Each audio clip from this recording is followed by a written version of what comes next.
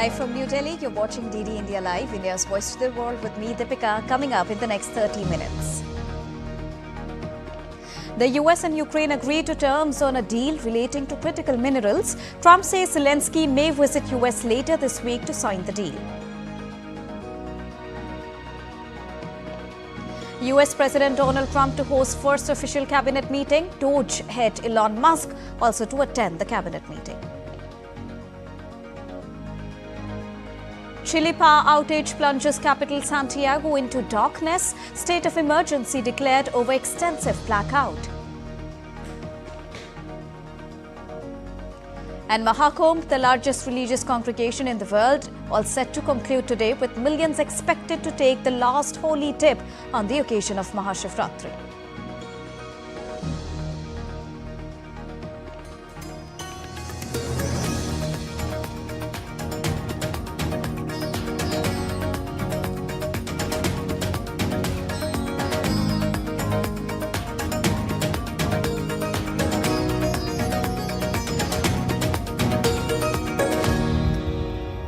A very good morning to all our viewers joining us at this broadcast on DD India Live this morning. To begin with the latest of this hour. Well, Ukraine and the United States have agreed to terms on a deal relating to critical minerals that is central to Kyiv's push to win US's ongoing support of its conflict with Russia. Now, the deal would see the United States jointly develop Ukraine's mineral wealth, with revenues going to a newly created fund that would be joint for Ukraine and America, a senior Ukrainian official confirmed. Now, Ukraine hopes the minerals deal will improve relations with the Trump administration. Meanwhile, US President Donald Trump said that Ukrainian President Volodymyr Zelensky wants to come to Washington later this week to sign a critical minerals deal. Now, Trump also said that some form of peacekeeping troops are needed in Ukraine if an agreement to end the conflict is struck. Is it true that President Zelensky is coming on Friday to meet with you, and is the mineral deal sorted out? Yeah, I hear that. I hear that he's coming on Friday. Certainly, it's okay with me if he'd like to, and he would like to sign it together with me, and I understand that's a big deal, very big deal. And I think the American people, even if you look at polling, they're very happy because, you know, Biden was throwing money around like it's cotton candy. And it's a very big deal. Look, it could be $1 trillion deal. It could be whatever, but it's rare earths and other things. And look, we're spending hundreds of billions of dollars on Ukraine and Russia fighting. A war that should have never, ever happened. That's a war that would have never happened if I were president.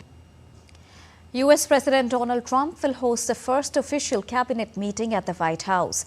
And this will be Donald Trump's first full cabinet gathering since returning to the White House for his second term.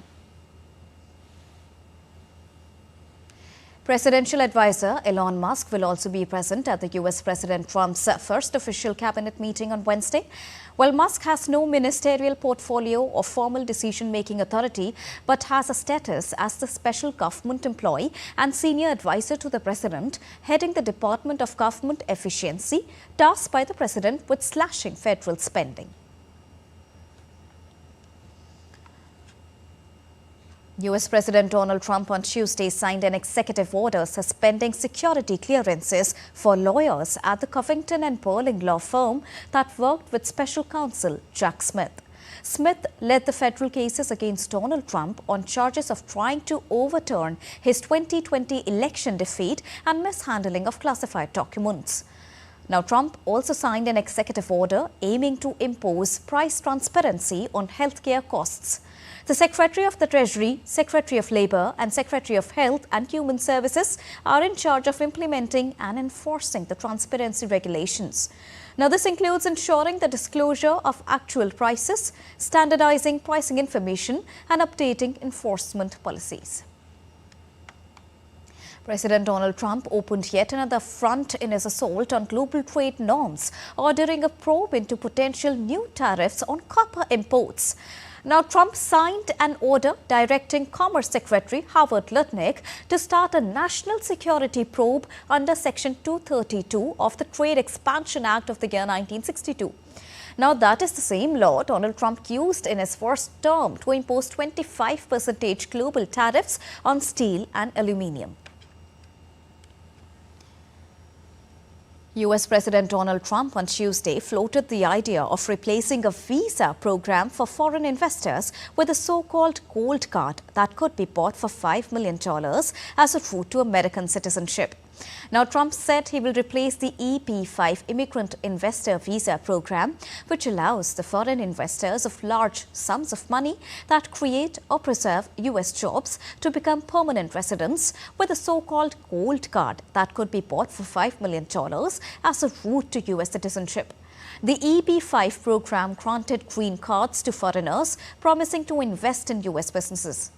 Commerce Secretary Howard Lutnick told the reporters that the EB-5 program is a way to get a green card that was low-priced, and they are also going to replace it with the Trump Gold Card now. EB-5 program was really, you lend some money, but it was full of nonsense, make-believe, and fraud, and it was a way to get a green card that was low priced. So the president said, rather than having this sort of ridiculous EB-5 program, we're going to end the EB-5 program. We're going to replace it with the Trump Gold Card, which is really a green card gold. So they'll be able to pay $5 million to the U.S. government. They'll have to go through vetting, of course. We're going to make sure they're wonderful, world-class global citizens. Now, around a third of staffers at Elon Musk's Department of Government Efficiency have resigned in protest on Tuesday, saying that they will not push through demanded changes that put the country at risk.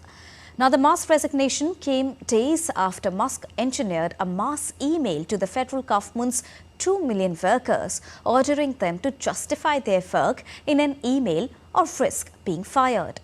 The workers initially worked for the United States Digital Service, which was transformed into Doge after President Donald Trump took office on the 20th of January this year, with Musk effectively taking over the department. The signatories describe a chaotic transition process that began on the 21st of January with hastily conducted interviews by unidentified individuals wearing White House visitor badges. Tensions escalated on the 14th of February when approximately one-third of USD's staff were abruptly terminated via anonymous emails. Egyptian mediators have brokered a deal to swap Palestinian prisoners for the bodies of 4 Israeli hostages. According to sources, it was confirmed that the agreement as part of its ceasefire deal with Israel. Tensions rose when Hamas accused Israel of jeopardizing the Gaza truce by delaying the prisoner swap. Since the 19th January ceasefire, Hamas has freed 25 Israeli hostages in public ceremonies. Sparking criticism from Israeli Prime Minister Benjamin Netanyahu, who called them accumulating, the Red Cross has now urged all the parties to conduct prisoner exchanges privately and with dignity. While both the sides have accused each other of violating the ceasefire, it has largely held since coming into effect. The Israeli army said it carried out airstrikes targeting military sites containing weapons in southern Syria on Tuesday. Now, this happened just days after Prime Minister Benjamin Netanyahu called for demilitarizing the area. The strikes targeted command centers and weapon storage sites. Israel's Prime Minister Benjamin Netanyahu had called for the demilitarization of southern Syria just days earlier. The Israeli military views the presence of military forces in southern Syria as a threat to its citizens. The strikes hit the sites near Damascus and in Dara province, including a strategic hilltop overlooking the Golan and northern Israel areas.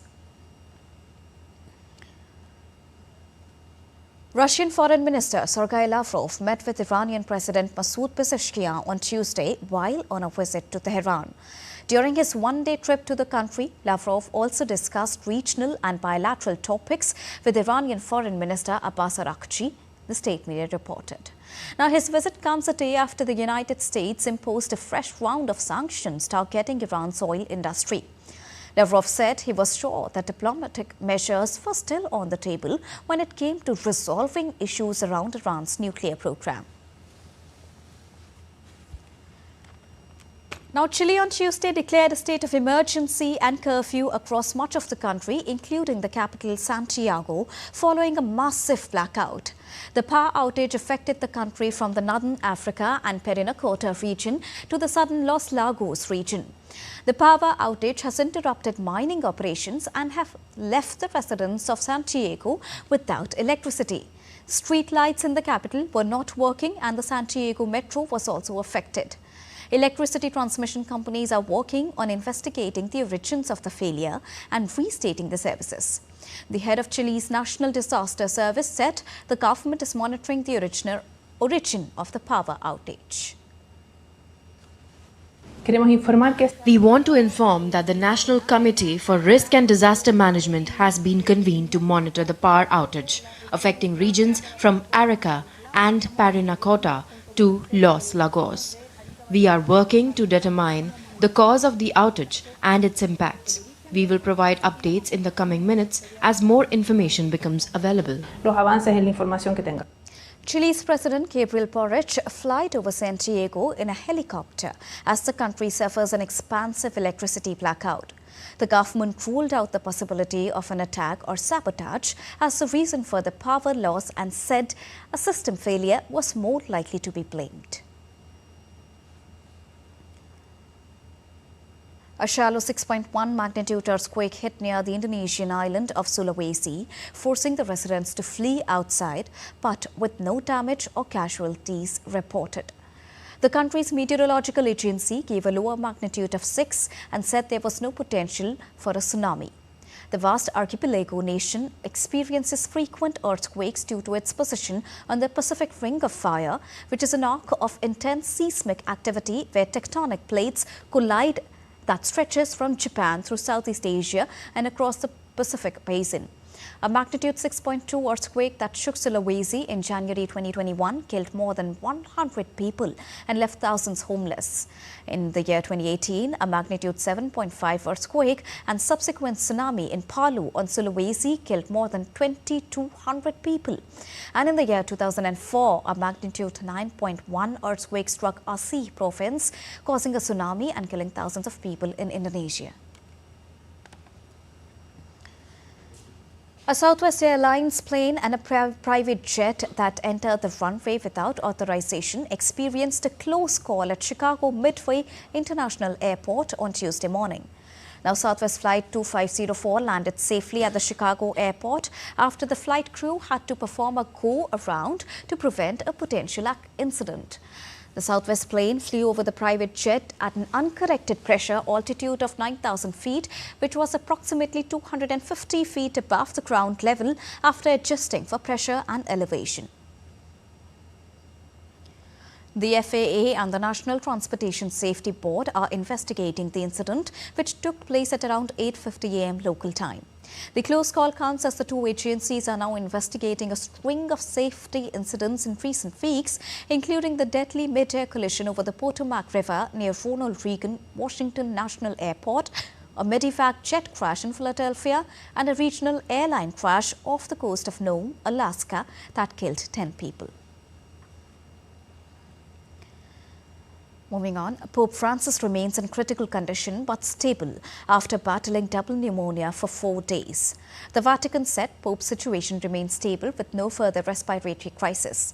The 88-year-old was spending his 12th night at Rome's Gemelli Hospital, marking the longest hospital stay of the papacy. Hundreds of devotees gathered at the Vatican's main square to pray for the Pope. Senior Vatican official and Philippine Cardinal Louis Tegel held prayers at St. Peter's Square on Tuesday.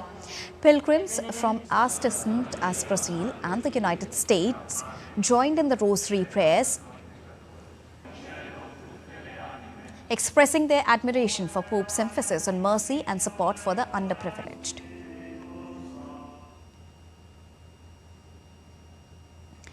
The Argentinian community in Rome also gathered to pray for Pope. Nuns from the Daughters of San Camilo congregation in Buenos Aires, an ambassador of Paraguay to the Holy See, were among the faithful who gathered at Santa Maria to attend Mass led by Cardinal Balderina.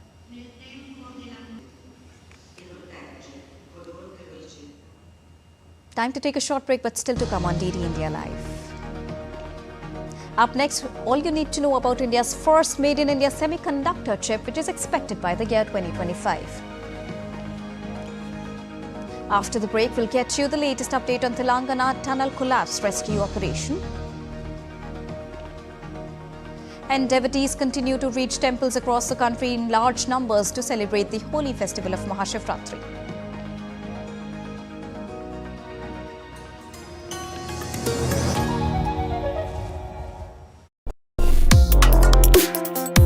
Complex issues, hidden agendas, twists and turns, strategic games.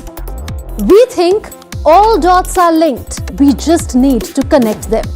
Join me every week as I connect the dots to unravel hidden designs in statecraft, mysteries, and decode issues that matter to you.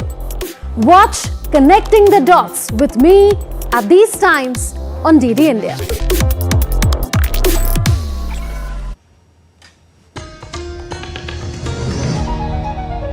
Welcome back. After that short break, you're watching DD India Live.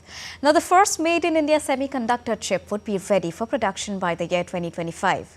Union Minister Ashwini Vaishnaw made the announcement virtually on the second day of the Global Investors Summit organized in Bhopal. 2 electronic manufacturing clusters have been approved by Prime Minister Narendra Modi, one in Bhopal and the other one in Jabalpur. Currently, 85 companies are actively engaged in the electronics manufacturing sector in the state, marking a major success for both the government. India has made significant progress in semiconductor manufacturing with 5 units under construction simultaneously. To further strengthen the talent pipeline, the government has initiated a program to train 85,000 engineers in advanced semiconductor and electronics manufacturing. Meanwhile, Union Minister Ashwini Vaishnaw on Tuesday attended the Advantage Assam 2.0 summit, where he made the announcement of another semiconductor plant to strengthen Assam's role in India's semiconductor industry. आज Japan से, south Korea से, Taiwan से, Germany से सब लोग आसाम में आ रहे हैं। क्यों आ रहे हैं? गोरी गांव में सेमीकंडक्टर प्लांट में साथ में जुड़ना है, इसलिए ऐसे ही आगे आने वाले समय में गोरीगांव will become and Assam will become a major semiconductor hub. एक और प्लांट सेमीकंडक्टर का लगाएंगे।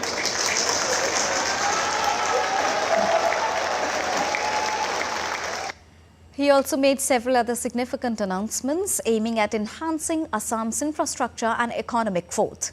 Now, these include NEILIT University campus at Jagui Road, in an electronics manufacturing cluster in Kamrup district, and many related to railway sectors as well.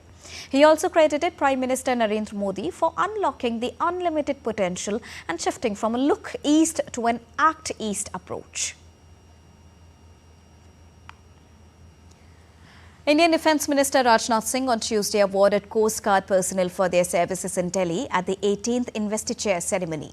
A total of 32 medals, 6 medals for distinguished service, 11 for gallantry and 15 for meritorious service were given away. Citing a 26% increase in the budget for the Coast Guard this year, Defence Minister Rajnath Singh said that the Modi government has recently approved the purchase of 14 fast patrol vessels, 6 air cushion vessels, 22 interceptor boats and 6 next-generation offshore patrol vessels for the modernization of the fleet of the Coast Guard.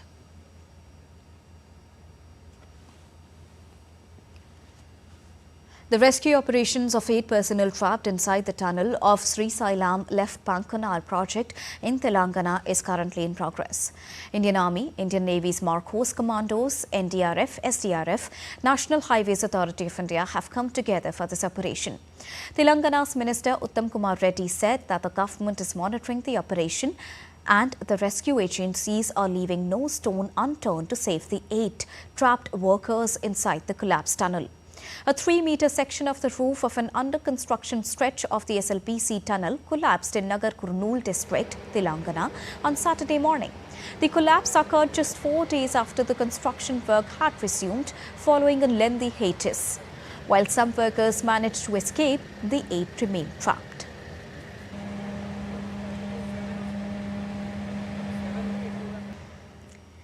Moving on, around 45 days of whopping footfall of around 65 crore people, multiple Amrit Snan, the Mahakumbh 2025 in UP's Prayagraj is now concluding on Wednesday, with lakhs expected to take the last holy dip in the sacred Triveni Sangam, which is the confluence of rivers Ganga, Yamuna and Saraswati on the occasion of Mahashivratri.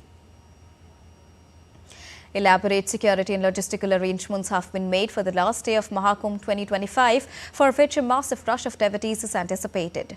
Chief Minister Yogi Adityanath of Uttar Pradesh reviewed the arrangements and closely monitored the celebrations in Prayagraj. The Indian Railways has undertaken special arrangements for Mahashivratri, planning to run more than 350 additional trains from Prayagraj to facilitate the return of the pilgrims. Union Minister Ashwini Vaishnav is closely monitoring the entire railway operation. And people from across India and the world made the Mahakumbh a global spiritual spectacle. The Mahakumbh 2025 is not just a religious gathering, but a reflection of the rich spiritual heritage and enduring faith of millions. As the sacred waters of the Triveni Sangam witnesses history, the event inspires devotion, unity and cultural pride. And devotees offered prayers at the temples across the country on the occasion of Mahashivratri today. Mahashivratri, or the Great Night of Shiva, is an yearly festival celebrated on the 14th night of the decreasing moon in the month of Falgun, which is the month intervening between February and March. It is a special occasion in Hindu mythology, while Mahashivratri is an annual celebration of Shiva's divine power. It is of great importance to devotees and provide them with opportunities for self-purification, worship and spiritual enlightenment.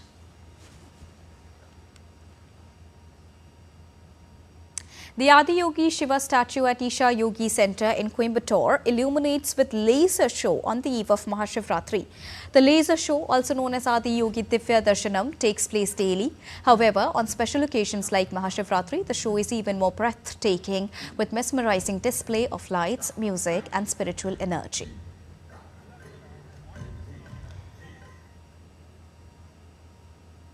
On the occasion of Mahashivratri, renowned Indian sand artist Sudarshan Patnaik created a sand art featuring 144 Shivlings and 144 kumbhs at Puri beach in Odisha, at a breathtaking representation of Lord Shiva's divine presence. The 144 Shivlings symbolizes the union of the divine and human, while the 144 kumbhs represent the sacred vessels that hold the divine energy. Devotees thronged the revered Baba Baidinath Dham temple in Deoghar, Jharkhand, to offer prayers and worship Lord Shiva on the auspicious occasion of Mahashivratri. The temple, which is one of the 12 Jyotirlings in India, witnessed a sea of devotees eagerly waiting to catch a glimpse of the sacred Shiva ling. The atmosphere was electric with chants of Om Namah Shivaya and Har Har Mahadev filling the air.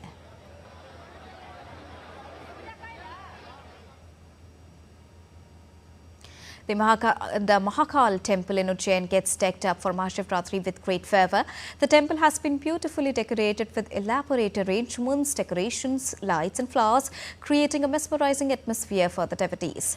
The Mahakal temple is one of the most venerated shrines consecrated to Shiva, and on Mahashivratri it becomes a hub of spiritual activity, attracting devotees from all across the country.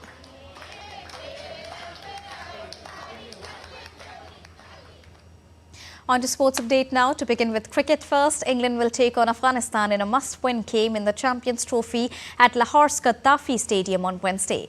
A defeat would severely dent both the teams' dream of semi-final berths in the tournament, as South Africa and Australia have already notched up the 3 top positions.